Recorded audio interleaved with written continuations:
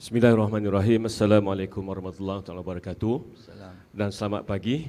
Saya Nazri bin Abdul Rashid daripada Fakulti Komputeran dan Metateknologi UPSI. Soalan pertama saya ingin tunjukkan pada Tan Sri Muhammad. Pada awal 1950-an, Tan Sri ada menggagaskan ataupun mencadangkan satu rangka fikir Melayu baru. Saya rasa ada buku juga dia tulis berkenaan dengan Melayu baru. Dan memanglah pada masa tersebut dia punya target ialah pada tahun 2020 akan ada dilahirkan Melayu-Melayu baru dengan mungkin ciri-ciri. Jadi mungkin soalan saya ialah bagaimana Tan Sri assess Melayu baru ni pada zaman sekarang, adakah telah tercapai pada masa sekarang lah, adakah telah tercapai dan komen Tan Sri lah. Yang kedua, saya tujukan kepada mana-mana panel, Datuk Wan ataupun Prof Azhar. Dengan keadaan sejarah kita sebagainya, kanun sebagainya, hajatnya sebagai seorang Muslim lah, saya sebagai Muslim, kita berharap Malaysia ini akan lahir sebagai satu negara yang menjadikan Islam sebagai rujukan tertinggi, rujukan tertinggi. Jadi bagaimana komen daripada panel? Adakah itu boleh dilaksanakan dengan majoriti penduduk Melayu? Bila Melayu ni Muslim lah kan, Melayu Muslim. Yang kedua ialah apakah mungkin cabaran, tekanan untuk tidak membolehkan perkara itu berlaku? Dan kalau boleh saya sentuh sikit saja, mungkin saya rasa dalam sehari dua ni, semalam ke, PM ex Perdana Menteri kita pun diasak dengan adakah Malaysia ini negara macam mana? Dan beliau terpaksa menjelaskan bahawa Malaysia ini bukan ambil seperti laicite France, secularism seperti di France, tapi Malaysia ialah negara yang ditunjangi oleh Islam. Cuma kita masih lagi berlega-lega dengan islamisasi Islam di sana sini. Jadi adakah cita-cita untuk menjadikan Islam itu sebagai rujukan tertinggi di Malaysia boleh dilaksanakan, ataupun mungkin hanya akan menjadi retorik dan diambil kesempatan oleh orang-orang politik saja? Terima kasih. Terima kasih. Bagus soalan. Lagi. Lepas tu jawablah pada ni. Sebut. Ada soalan lagi? Okey. Ya sih, kalau tak ada tu dua soalan saya nak panel jawab. Pertama sekali Melayu baru tadi berhubung dengan taksiran perlembagaan. Adik jemput Tan Sri dulu. Terima kasih kepada tuan ya. Saudara-saudari yang dihormati sekalian, pada tahun selepas 13 Mei tahun 1969, maka wujud satu cadangan supaya dalam masa 20 tahun 1970 hingga 1990 akan berlaku redistribution of wealth dalam negara kita. Dan diminta supaya 30% daripada equity ataupun kekayaan negara berada di tangan orang Melayu, Bumi Putera. Oleh itu, pada tahun-tahun sekitar sebelum tahun 1990, ada satu grup ataupun komiti kita menulis satu buku bernama Melayu Baru. Tujuan kita menyediakan buku ini ialah apa sebenarnya hasil daripada DEB. Macam mana orang Melayu berperanan sewaktu negara menjadi negara maju pada tahun 1990. Daripada 2020, minta maaf 2020. Dr. Mahathir mencadangkan supaya negara akan mencapai tahap negara maju menjelang tahun 2020. Maka pada tahun 1990 kita rasa orang Melayu perlu dibimbing apakah karakteristiknya, ciri-ciri negara maju, bangsa yang maju. Maka dalam buku Melayu Baru dilampirkan perkara-perkara yang perlu ada dari segi macam mana berperanan, macam mana dari segi hubungan antara kaum, atau macam mana kita mengadakan networking, macam mana kita nak menjadikan rangka pemikiran, rangka hubungan antara kita orang-orang Melayu dalam masa kita mencapai kemajuan. Semasa kita menjadi negara maju dan kita menjadi bangsa yang maju. Maka dalam buku itulah dituliskan macam mana kita nak bersiap untuk mencapai bila sampai masanya kita menjadi negara maju tahun 1990, orang Melayu sudah bersedia untuk menjadi bangsa yang maju. Dan tak tahulah, kita tengoklah sekarang ni sama ada kita sudah mencapai tahap negara maju. Apakah ciri-ciri negara maju? Dari segi income, pembagian pendapatan, dari segi kecekapan, kemahiran, dari segi kebolehan kita untuk menjadi seperti bangsa-bangsa maju di seluruh dunia. Adakah kita sudah mencapai ataupun kita masih dalam proses nak mencapai jadi bangsa yang maju? Jadi itu pulang kepada kita, kita tengok sendirilah sama ada kita tengok masyarakat kampung kita, anak-anak kita. Adakah kita sudah mencapai satu tahap kita menjadi bangsa maju? Di negeri Selangor kita mencadangkan negeri Selangor akan mencapai tahap negeri maju pada 15 tahun lebih awal daripada Malaysia. Dan telah pun diisytiharkan pada tahun 2005 kalau tak silap. Selangor mencapai tahap negeri maju. Kalau kita tengok dari segi pembangunan infrastruktur, kita tengok jalan, kemudahan, kawasan-kawasan setinggan yang telah hampir dihapuskan, boleh kita anggap bahawa negeri Selangor telah mencapai tahap negeri maju. Pada tahun 2005 sewaktu Dr. Hei Toyo menjadi Menteri Besar, diisytiharkan daripada unit perancangan ekonomi di peringkat Malaysia dan juga daripada kajian di peringkat negeri Selangor, Selangor telah mencapai tahap negeri maju. Tetapi tuan-tuan dan puan-puan, kita tengok orang buruh-buruh daripada luar sekarang makin ramai datang ke negeri Selangor. Orang Bangladesh bekerja di negeri Selangor. Apakah itu kita akan bersetuju berkata bahawa kita sudah mencapai tahap negeri maju? Apakah bangsa kita, orang Melayu, orang Cina, orang India sudah capai satu tahap bangsa yang maju di negeri Selangor? Ini terpulang kepada mungkin satu kajian perlu dibuat nak melihat tahap sama ada kita sudah mencapai negeri maju. Dari segi pendapatan, dari segi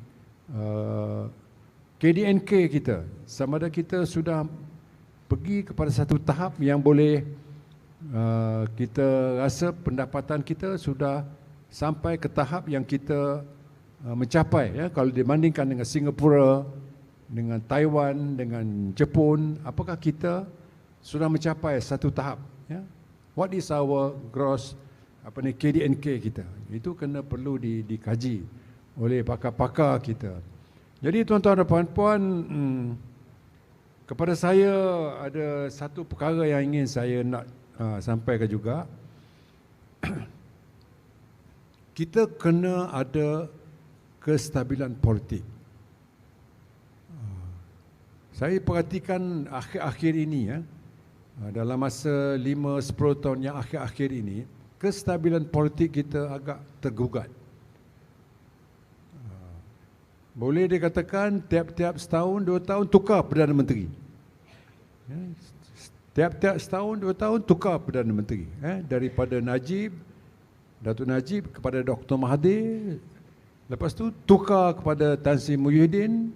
Lepas tu tukar kepada Ismail Sabri, Datuk Ismail Sabri. Dan sekarang kepada Anwar Ibrahim. Jadi trend menukar pemimpin ni macam dah jadi trend di negara kita Malaysia. Tak berlaku di Singapura, tak berlaku di Indonesia, tak berlaku di Vietnam, tak berlaku di Filipina, tak berlaku di Thailand. Ia berlaku di negara kita Malaysia. Bila naik saja seorang Perdana Menteri, maka usaha dibuat untuk menjatuhkan dia. Bukan orang lain. Kadang-kadang dalam masa Dr. Mahathir oleh kawan-kawan dia. Kawan-kawan dia. Mahathir berkawan dengan orang dengan Anwar dia berkawan, dengan DAP dia berkawan untuk dia menjadi Perdana Menteri. Tetapi akhirnya dia kata pula orang tu tak bagus, orang ni tak bagus. Jadi Malaysia ni dah kerja kita menjatuhkan pemimpin macam rumah tangga lah. Kalau kita dah kahwin, suami isteri hari-hari bergaduh. Pagi bergaduh, petang bergaduh, malam bergaduh, anak pun tak pergi sekolah, makanan pun tak masak, ekonomi entah ke mana.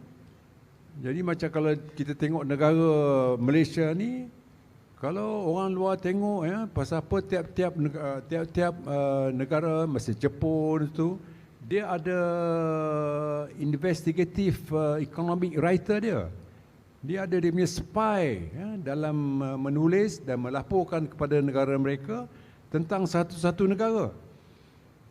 Orang Jepun, pemimpin Jepun tu dia akan tulis apa sahaja yang berlaku dalam negara kita, dia buat, tulis kat jurnal, keluar dekat Jepun. Jadi bila pelabur-pelabur daripada Jepun nak datang ke Malaysia, dia akan baca. Dia tengok negara ni macam ni, Indonesia macam ni, Singapura macam ni, Filipina macam ini. Jadi pendek cerita tuan-tuan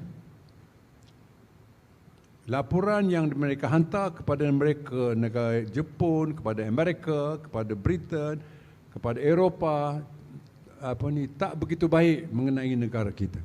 Negara ini macam negara yang huru-hara. Tak berlaku political stability. Perdana Menteri hari ini buat dia punya dasar, tahun depan Perdana Menteri lain naik, dasar yang tahun ini ditukar kepada dasar yang baru. Jadi dasar bertukar apabila Perdana Menteri bertukar. Jadi ini tak baik untuk sebuah negara. Saya menjadi Menteri Besar 11 tahun. Daripada tahun 1986 hingga tahun 1997. Aman. We were very strong. Tak ada cerita pasal bersengketa ni. Macam rumah tangga, mesti aman. Kita balik rumah, isteri kita baik dengan kita, anak boleh belajar, makan nasi ada. Elok. Barulah kita boleh buat kerja, baru kita boleh merancang, baru kita boleh nak lihat apa yang kita nak buat. Tetapi kalau kita balik ke rumah, kita masuk je, isteri kita pun kejar kita dengan penyapu. Kerja kita larilah. Bila isteri kejar penyapu, lari menyorok dalam bilik air. Macam mana nak buat kerja untuk negara kalau suaminya tengah dikejar macam kena kejar lah. Jadi inilah kita kesian tengok rakyat negara kita pada ketika ini, pemimpinnya bertelagah tak habis-habis. Ini tak baik tuan-tuan, tak baik. We have to allow Perdana Menteri menjadi mentadbir negara selama satu penggal. Kalau 5 tahun ya, dia boleh mentadbir, biar dia mentadbir 5 tahun. Bila sampai masanya besok, kita suka, kita pilih parti dia. Kalau tak suka, jatuhkan dia. Jadi Malaysia kena ubah cara berpolitik. Saya tengok hari-hari yang WhatsApp, saya punya WhatsApp ni, orang hantar macam-macam cerita.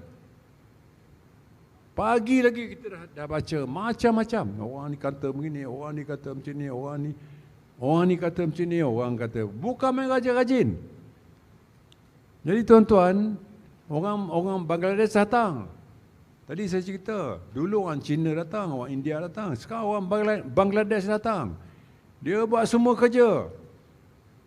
Sampai jual aiskrim ke kampung pun dia buat. Lepas jual aiskrim, dia jual kapet. Lepas jual kapet kan, lepas tu dia buka kedai kapet. Lepas tu, dia kahwin perempuan Melayu. Sekarang Bangladesh banyak kahwin dengan perempuan Melayu. Saya banyak tengok, saya kata, ni siapa? Ni saya punya isteri. Isteri di Bangladesh lain, isteri sini lain.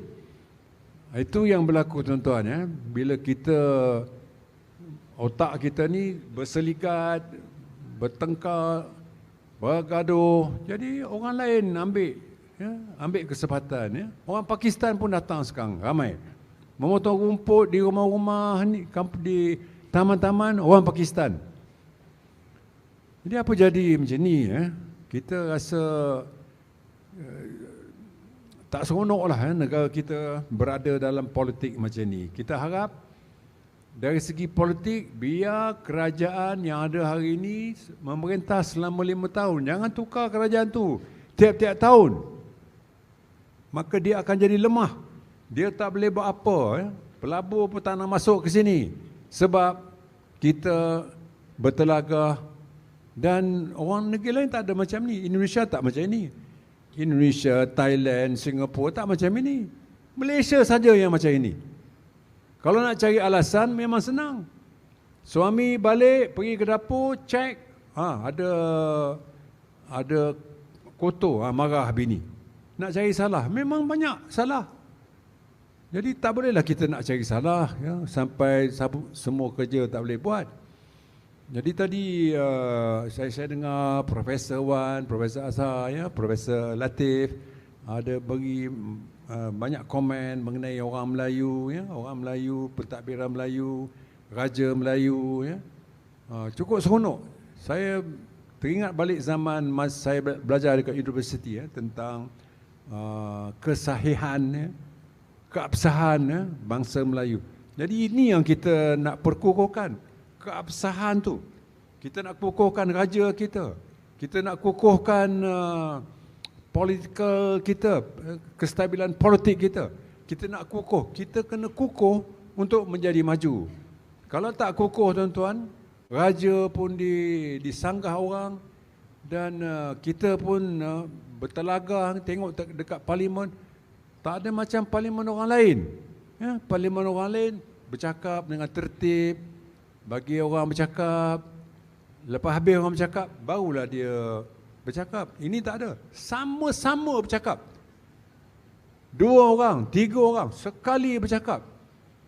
Saya tengok yang jadi heart attack besok, dia punya speaker lah.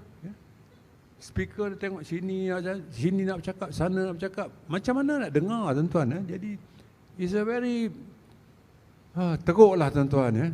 Oleh itu, saya punya pandangan lah, kita jangan ganggu perjalanan kerajaan. Biar kerajaan ini berjalan selama sepenggal mengikut telah diputuskan. Rakyat dah putuskan, tuanku dah pilih, let the government bergerak, berjalan sampai habis penggal. Lepas tu terpulang pada kita. Kita tengok report card besok. Dari segi report card, is the government performing? Kita undi dia. If the government is not performing, itu terpulang kepada diri kita masing-masing. Barulah kita dapat lihat negara ini kukuh, rajanya kuat, rakyatnya bersatu padu dan kemajuan akan dapat datang kepada negara kita ini. Terima kasih.